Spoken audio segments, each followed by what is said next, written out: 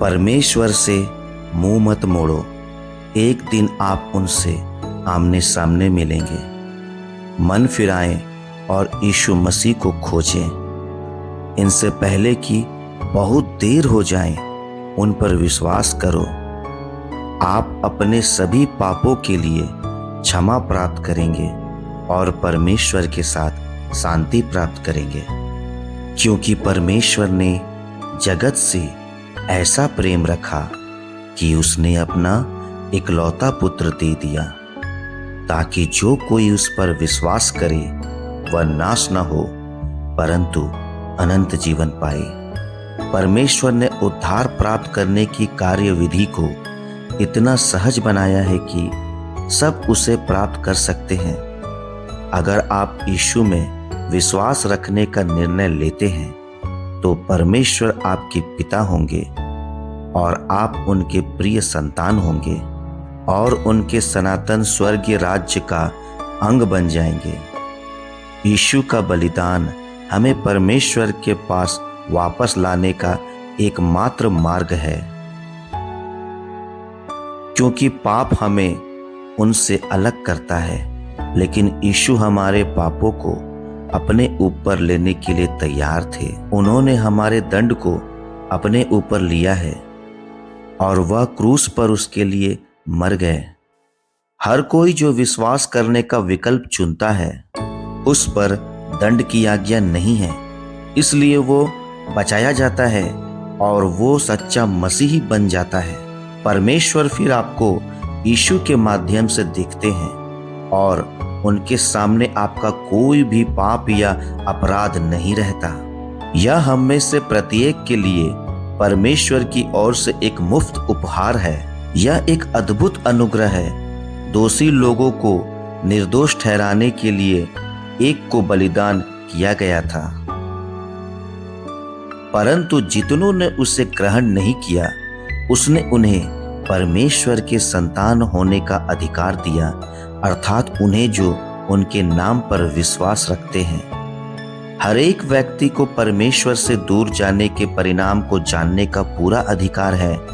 यह बताया जाना चाहिए कि परमेश्वर उन सभी के प्रिय पिता है जिन्होंने यीशु मसीह को मुक्तिदाता के रूप में स्वीकार किया, लेकिन यह भी बताया जाना चाहिए कि जो उनसे दूर जाते हैं वे एक दिन उन्हें न्यायाधीश की तरह देखेंगे। उस समय कोई दूसरा मौका नहीं होगा, पछतावे की कोई संभावना ही नहीं होगी। बाइबल के धर्म सिद्धांत के अनुसार मृत्यु के पश्चात दो वैकल्पिक परिणामों के संबंध में कहा गया है: परमेश्वर का राज्य या पीड़ा अथवा आशाहीन स्थान। यीशु ने कहा, जो शरीर को घात करते हैं पर आत्मा को घात नहीं कर सकते, उनसे मत डरना, पर उसी से डरो जो आत्मा और शरीर दोनों को ही नरक में नाश कर सकता है। जी हाँ मेरे प्रिय दोस्तों, इस पृथ्वी पर आपने जो समय गुजारा है, मृत्यु पश्चात के काल की तुलना में यह समय आंख की पलक झपकाने के समान है। फिर भी इस जीवन में विश्वास रखने के लिए आप जिसको चुनते हैं, वह आपका मृत्यु पश्चात का शाश्वत काल निर्धारित करता है। यह आपकी पसंद है जो निर्धारित करता है कि आप अनंत काल कहाँ बिताएंगे।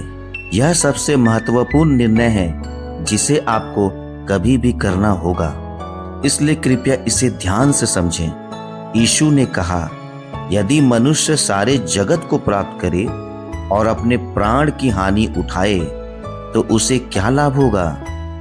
आपको मसीह होने के लिए क्या करना चाहिए।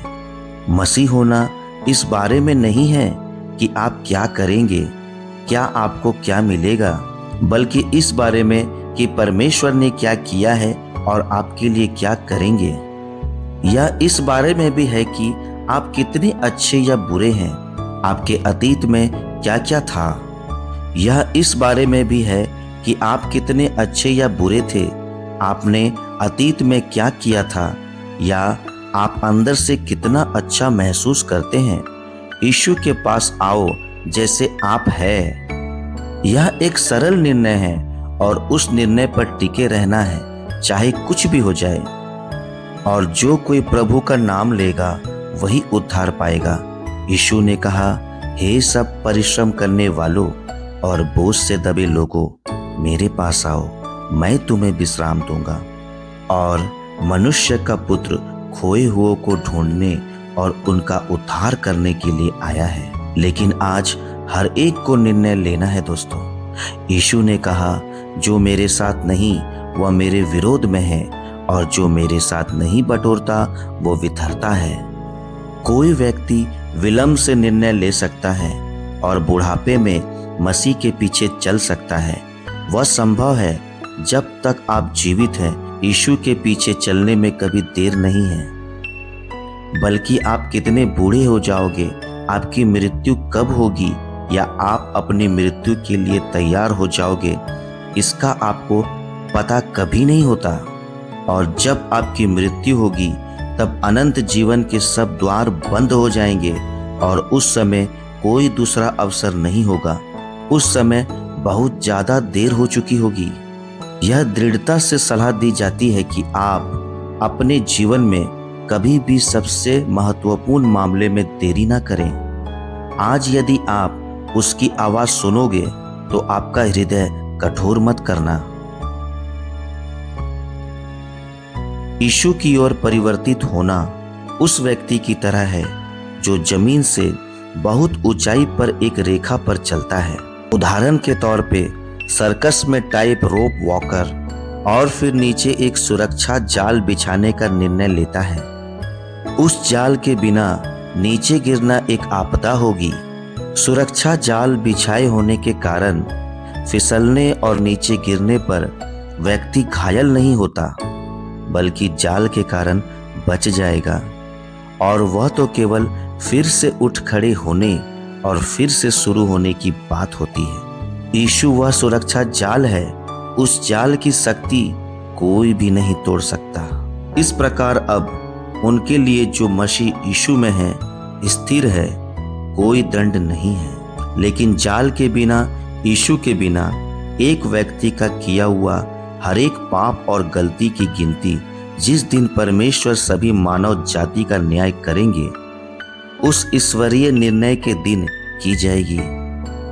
बाइबल के अनुसार इसका परिणाम यह होगा कि आप परमेश्वर का प्रेम और उसके राज्य के सनातन रूप से अलग हो जाओगे। मैं तुमसे कहता हूं कि जो निकम्मी बातें मनुष्य कहेंगे, न्याय के दिन हर एक बात का लेखा देंगे।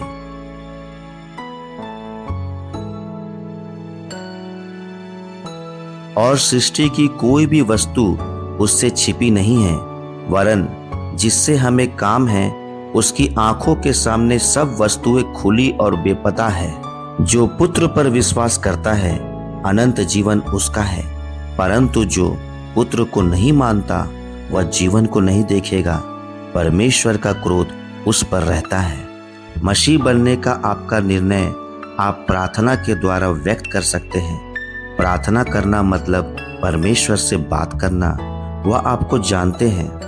परमेश्वर के पास हृदय से आना और हृदय से प्रार्थना करने का कुछ इस प्रकार से वर्णन किया गया है। प्रिय यीशु, मुझे अपने जीवन में की हुई गलतियों के लिए खेद है।